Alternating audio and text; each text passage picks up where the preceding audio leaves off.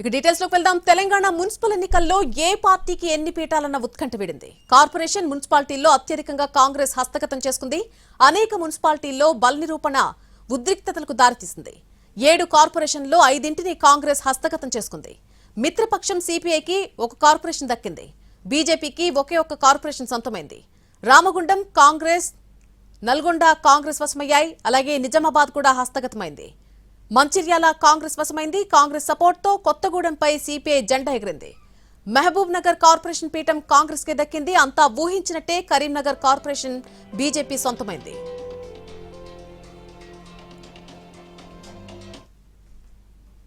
తెలంగాణలోని 7 మున్సిపల్ కార్పొరేషన్లకు కొత్త మేయర్లొచ్చారు. నిజామాబాద్ మేయర్గా ఉమారాణి ప్రమాణ స్వీకారం చేశారు.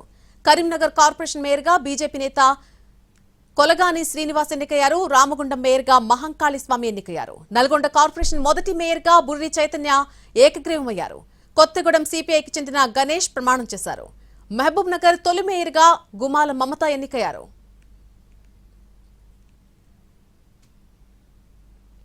మున్సిపాలిటీలో అత్యధికం కాంగ్రెస్ కి దక్కాయి. మున్సిపాలిటీలు మొత్తంగా 116 కాగా ఇందులో అధికార పార్టీకి 87 దక్కాయి. బీజేపీకి 1, బీఆర్ఎస్ కు 17 వచ్చాయి. 11 మున్సిపాలిటీల్లో చైర్పర్సన్ల ఎన్నిక వాయిదా పడింది.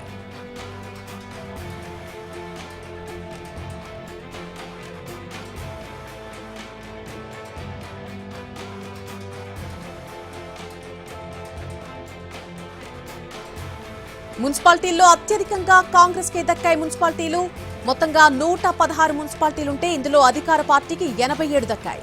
బీజేపీకి 1 మున్సిపాలిటీ దక్కింది. బీఆర్ఎస్ కు 17 వచ్చాయి.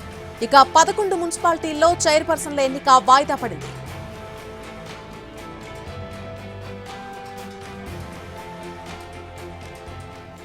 తెలంగాణలో పలుచోట్ల మున్సిపల్ చైర్మన్ ఎన్నిక వాయిదా పడింది. ఇబ్రహీంపట్నం, కాగజ్ నగర్, జనగామ మున్సిపల్ చైర్మన్ ఎన్నిక వాయిదా పడింది.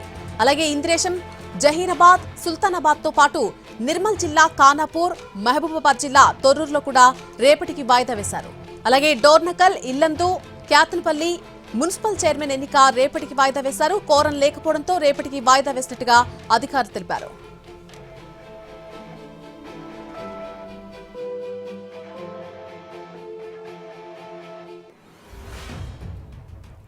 తొర్రూరు మున్సిపాలిటీ చైర్మన్ ఎన్నిక సందర్భంగా తీవ్ర ఉద్రిక్తత నెలకొంది. తొర్రూరు మున్సిపాలిటీలో మొత్తంగా వార్డులు 16 ఉంటే 2 ఎక్స్-అఫీషియో సభ్యులతో కలిసి 18 ఓట్లు. మ్యాజిక్ ఫిగర్ 10గా ఉంది. అయితే బీఆర్ఎస్ కు 9, కాంగ్రెస్ కు 7 స్థానాలు దక్కాయి. ఎమ్మెల్యే, ఎంపీ, ఎక్స్-అఫీషియో ఓట్లతో కాంగ్రెస్ బలం 9కి చేరుకుంది. బీఆర్ఎస్ నుంచి 2 వార్డు కౌన్సిలర్లు పార్టీ మారతారని ప్రచారం జరిగింది. మరోవైపు తొర్రూరు మున్సిపాలిటీలో ఎంపీ కడియం కావ్య ఎక్స్-అఫీషియో ఓటుపై బీఆర్ఎస్ పార్టీ నాయకులు ఎలక్షన్ చీఫ్ ఆఫీసర్ కు కంప్లైంట్ చేశారు. దీంతో భారీ ఎత్తున పోలీస్ బలగాలు మోహరించాయి. ఝాన్సీరెడ్డి కార్యాలయంలో ఉండటంపై బీఆర్ఎస్ తీవ్ర అభ్యంతరం తెలిపింది. ఈ ఘటనపై మాజీ మంత్రి ఎర్రబెల్లి దయాకర్ రావు ఘాటుగా స్పందించారు. ప్రజాస్వామ్య ప్రక్రియను భంగం కలిగించే ప్రయత్నమని ఆరోపణలు చేస్తున్నారు. తమ కార్పొరేటర్లను ప్రలోభపెట్టేందుకే లోపలికి వెళ్లారని బీఆర్ఎస్ వాదించింది. ఎంపీ కడియం కావ్య ఓటు ఇక్కడ చెల్లదని స్పష్టం చేశారు ఎర్రబెల్లి దయాకర్ రావు. ఇక జనగామలోనూ పెద్ద ఎత్తున హైటెన్షన్ క్రియేట్ అయింది. తొర్రూరుకి వెళ్తున్న తొర్రూరు బీఆర్ఎస్ కౌన్సిలర్ల బస్సును ఎంపీ చామల కిరణ్ కుమార్ రెడ్డి వర్గం అడ్డుకుంది. కాంగ్రెస్, బీఆర్ఎస్ల మధ్య తోపులాట జరిగింది. బీఆర్ఎస్ వాహనాలపై కాంగ్రెస్ నాయకులు దాడి చేశారు. పరిస్థితి ఉద్రిక్తంగా మారడంతో తొర్రూరు చైర్పర్సన్ ఎన్నిక రేపటికి వాయిదా పడింది.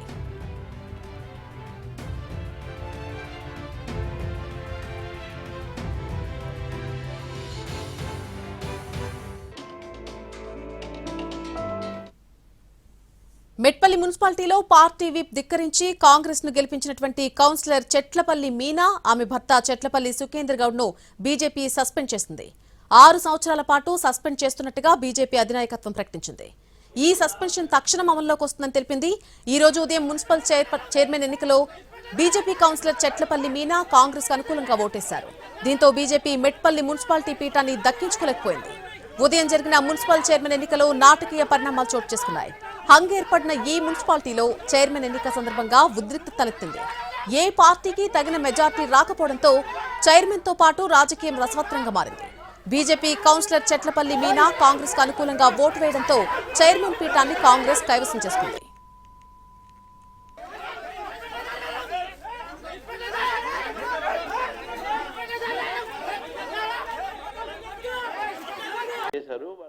వాళ్ళకి ఏంటంటే వాళ్ళు ఇచ్చినటువంటి విప్ ఫస్ట్ సబ్మిషన్లో జెరాక్స్ ఇచ్చారు, వాళ్ళకి రావడం లేట్ అయింది.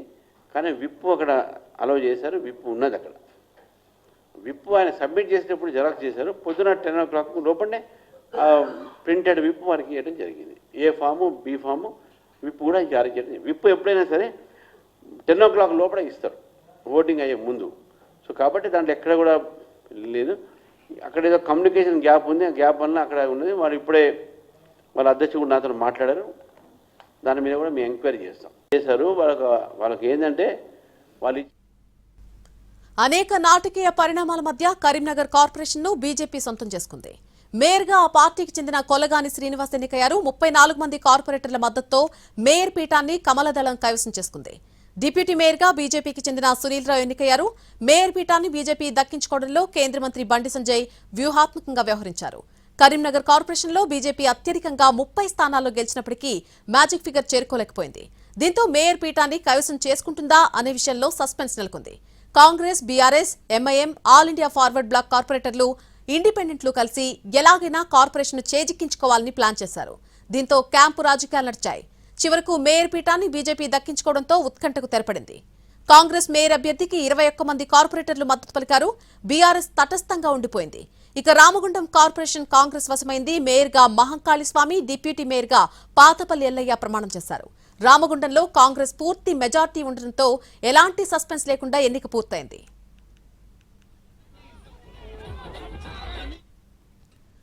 ఉమ్మడి నిజామాబాద్ జిల్లాలో ఒక కార్పొరేషన్తో పాటు 7 మున్సిపాలిటీలను కాంగ్రెస్ పార్టీ కైవసం చేసుకుంది.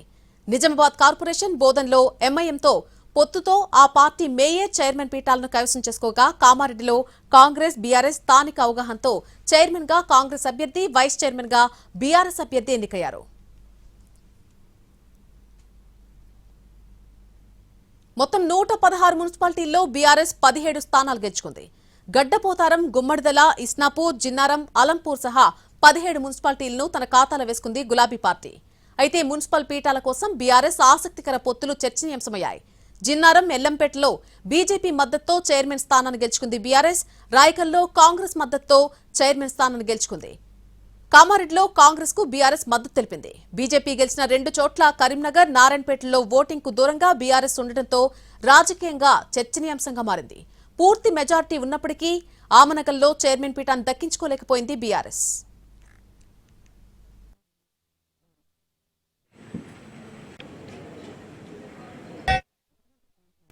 మున్సిపల్ ఎన్నికల్లో కాంగ్రెస్ గూండాగిరికి పాల్పడిందన్నారు బీఆర్ఎస్ వర్కింగ్ ప్రెసిడెంట్ కేటీఆర్. కిడ్నాప్లు, దాడులు, అక్రమ ఓట్లతో పదవులు కొల్లగొట్టే కుట్ర చేసిందని ఆరోపించారు. రాష్ట్రంలో దిగజారిన శాంతి భద్రతలకు ఈ రోజు జరిగిన పరిణామాలే సాక్ష్యమన్నారు. బహిరంగ ప్రకటన విడుదల చేసిన కేటీఆర్, బీఆర్ఎస్ మాజీ మంత్రులు, ఎమ్మెల్యేలు, పార్టీ సీనియర్ నేతలు, కార్యకర్తలపై కాంగ్రెస్ గూండాలు చేసిన దాడులను ఖండిస్తున్నారని చెప్పారు. ఎమ్మెల్సీలు, ఎంపీలు ఎక్సాఫిషియో ఓట్ల పేరుతో దొంగ ఓట్లను నమోదు చేసుకుని మరీ పదవులను పొందాలని చూడడం ప్రజాస్వామ్యానికి మాయని మచ్చగా కేటీఆర్ అభివర్ణించారు. కాంగ్రెస్ తొత్తులుగా మారిన పోలీస్ అధికారులపై డీజీపీ వెంటనే చర్యలు తీసుకోవాలని డిమాండ్ చేశారు. కాంగ్రెస్ నేతల ఒత్తిడి మేరకు చైర్పర్సన్ల ఎంపికను వాయిదా వేసిన అధికారులపై ఎలక్షన్ కమిషన్ చర్యలు తీసుకోవాలన్నారు కేటీఆర్. అధికారాన్ని అడ్డం పెట్టుకుని సాగిస్తున్న ఈ అరాచకానికి, గూండాయిజానికి రానున్న రోజుల్లో తెలంగాణ ప్రజలే తగిన గుణపాఠం చెబుతారని కేటీఆర్ వ్యాఖ్యానించారు.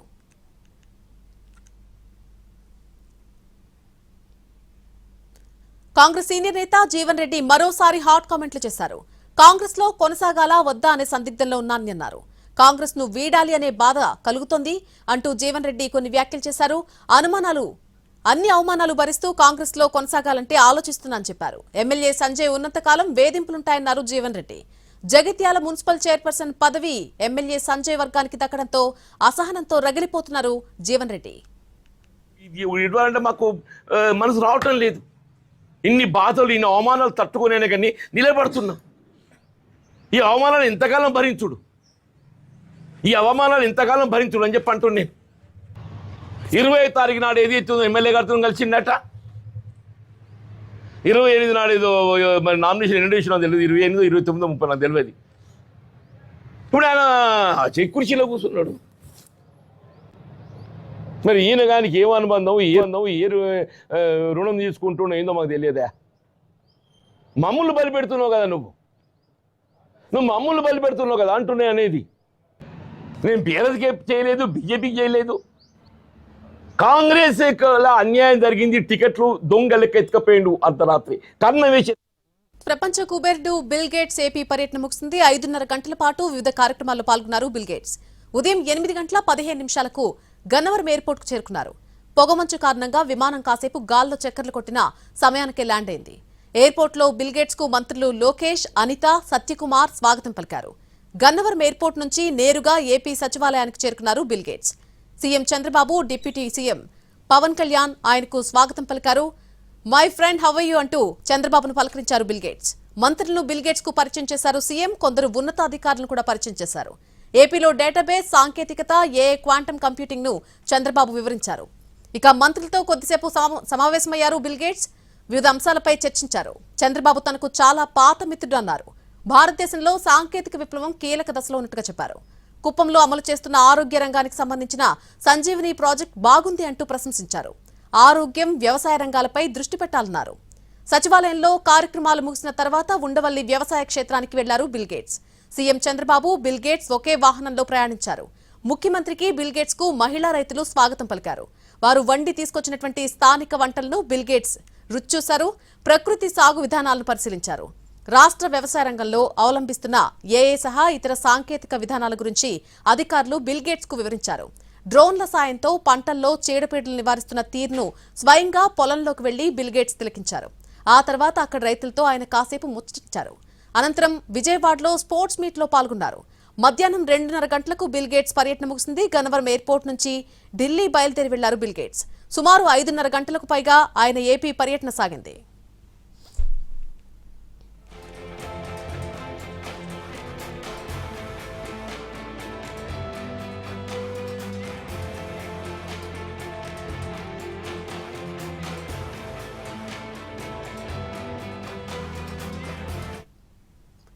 ఉండవల్లిలోని ఏపీ సీఎం చంద్రబాబు నివాసానికి తెలంగాణ వ్యవసాయ శాఖ మంత్రి తుమ్మల నాగేశ్వరరావు చేరుకున్నారు. మరి కాసేపట్లో చంద్రబాబుతో ఆయన సమావేశం కాబోతున్నారు. 5 గ్రామ పంచాయతీల విలీనం, పెద్దవాగు ప్రాజెక్టుతో పాటు రైల్వే లైన్లు, నేషనల్ హైవేలపై ఇరువురు చర్చించనున్నారు. ఏలూరు, కొత్తగూడెం, జగ్గైపేట నేషనల్ హైవే పనులపై చొరవ చూపాలని చంద్రబాబును తుమ్మల కోరబోతున్నారు. అలాగే టీటీడీలో తెలంగాణకు 5 ఎకరాలని స్థలం ఇవ్వాలని విజ్ఞప్తి చేసే అవకాశం కూడా కనిపిస్తోంది.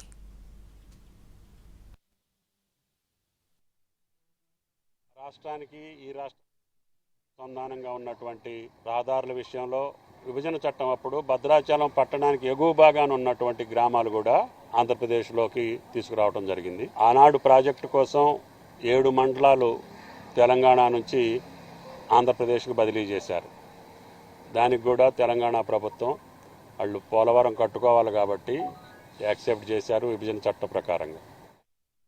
మాజీ మంత్రి అంబటి రాంబాబు కస్టడీ, బెయిల్ పిటిషన్లపై వాదనలు ముగిశాయి. ఈ నెల 18వ తేదీకి తీర్పును రిజర్వ్ చేశారు న్యాయమూర్తి.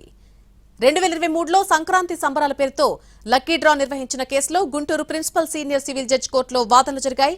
Ambati bail petition, police custody కోరుతూ సత్తెనపల్లి పోలీసులు వేసినటువంటి పిటిషన్లపై వాదనలు జరిగాయి. అంబటి తరపున పొన్నవోలు సుధాకర్ రెడ్డి వాదనలు వినిపించారు. తీవ్రమైన నేరాలు, జీవిత ఖైదు శిక్షలు పడే కేసుల్లోనే బెయిల్ ఇవ్వకూడదని, 7 ఏళ్లలోపు శిక్ష పడే కేసులకు రిమాండ్ అవసరం లేదని అన్నారు. 2 ఏళ్లలోపు శిక్ష పడే సెక్షన్లు కావడంతో కస్టడీ అవసరం లేదని వాదనలు వినిపించారు. అంబటికి బెయిల్ మంజూరు చేయాలని న్యాయమూర్తిని పొన్నవోలు కోరారు. అంబటి లాటరీ పేరుతో మోసం చేశారని పోలీసుల తరపు న్యాయవాది వాదించారు. లాటరీ పేరుతో డబ్బులు వసూలు చేశారని అన్నారు. ఇరుపక్షాల వాదనలు విన్న జడ్జ్ 2 పిటిషన్ల మీద తీర్పును ఎల్లుండికి రిజర్వ్ చేశారు. నూజివీడు కోర్టుకు హాజరయ్యారు గన్నవరం మాజీ ఎమ్మెల్యే వల్లభనేని వంశీ. ఆయనపై 32 కేసులున్నాయి. బెయిల్ రద్దు చేయాలని ప్రభుత్వం తరపున పిటిషన్ దాఖలు చేశారు. ఈ కేసులో నూజివీడు కోర్టుకు హాజరయ్యారు వంశీ. ఈ నెల 18న మరొక కేసుపై హైకోర్టులో విచారణ ఉంది.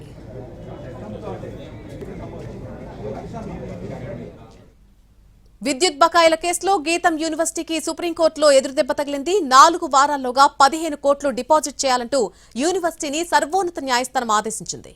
వీబీసీ ఫెర్రో అలైస్ కంపెనీ విద్యుత్ బకాయిలకు తమకు సంబంధం లేదని సుప్రీంలో గీతం యూనివర్సిటీ తరపు న్యాయవాది వాదించారు. వీబీసీ సంస్థకు గీతంకు ఉన్న సంబంధాన్ని హైకోర్టు సింగిల్ బెంచ్ నిర్ణయించాలని సుప్రీం ధర్మాసనం ఆదేశించింది. 4 వారాల్లోపు 15 కోట్లు డిపాజిట్ చేయాలని గీతం వర్సిటీని న్యాయస్థానం ఆదేశించింది.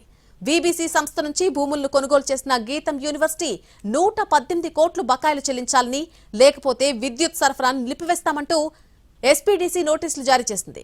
ఈ నోటీసులను హైకోర్టులో సవాల్ చేసింది గీతం యూనివర్సిటీ. దీనిపై విచారణ జరిపిన హైకోర్టు డివిజన్ బెంచ్ 54 కోట్లు చెల్లించాలని గీతం యూనివర్సిటీకి ఆదేశించింది.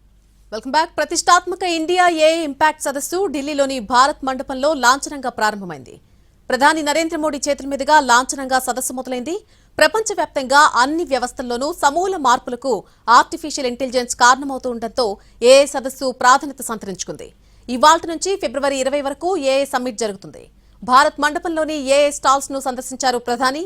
ఇండియా ఏఐ ఇంపాక్ట్ సదస్సులో 45 దేశాలకు చెందిన మంత్రుల బృందాలు పాల్గొంటున్నాయి. ఐక్యరాజ్య సమితి ప్రధాన కార్యదర్శి ఆంటోనియో గుటెరెస్ సహా పలు అంతర్జాతీయ సంస్థల అధ్యక్షులు సైతం ఈ సదస్సులో కీలక ప్రసంగాలు చేస్తారు.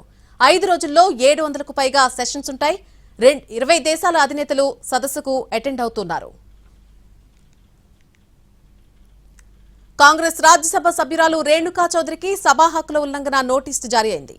కుక్కను తన కారులో పార్లమెంటు ప్రాంగణంలోకి తీసుకురావడంతో పాటు బీజేపీ ఎంపీలపై అనుచిత వ్యాఖ్యలు చేశారన్న ఆరోపణలపై ఈ నోటీసు జారీ చేయడం జరిగింది. గత శీతాకాల పార్లమెంటు సమావేశాల సందర్భంగా రేణుకా చౌదరి తాను రక్షించిన ఒక వీధి కుక్కను కారులో పార్లమెంటుకు తీసుకొచ్చారు.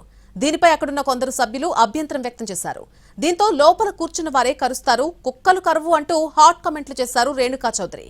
దీంతో బీజేపీ ఎంపీలు బ్రిజ్లాల్, ఇందు బాలగోస్వామి ప్రివిలేజ్ నోటీసులు ఇచ్చారు. ఈ అంశం ప్రివిలేజ్ కమిటీ ముందుకు వెళ్లగా గత వారం జరిగిన సమావేశాల్లో కమిటీ దీనిపై చర్చించి ఆరోపణలపై ఈ నెల 23లోగా రాతపూర్వక సమాధానమివ్వాలని రేణుకా చౌదరికి నోటీసు ఇచ్చింది. తమిళనాడు దివంగత ముఖ్యమంత్రి జయలలిత నెచ్చెలి అన్నాడీఎంకే బహిష్కృత నాయకురాలు వీకే శశికళ కొత్త రాజకీయ పార్టీని ఏర్పాటు చేసేందుకు రంగం సిద్ధం చేసుకుంటున్నారు. తన ఆప్త మిత్రురాలి జయంతి రోజైన ఫిబ్రవరి 24న పార్టీ పేరు, జెండా, విధి విధానాలను ప్రకటించే అవకాశం ఉందని తెలుస్తోంది. ఈ మేరకు ఆమె తన రాజకీయ భవిష్యత్తు కార్యాచరణపై దృష్టి సారించారని సమాచారం. 2026 అసెంబ్లీ ఎన్నికలే లక్ష్యంగా శశికళ తన వ్యూహాలకు పదును పెడుతున్నారని వినిపిస్తోంది.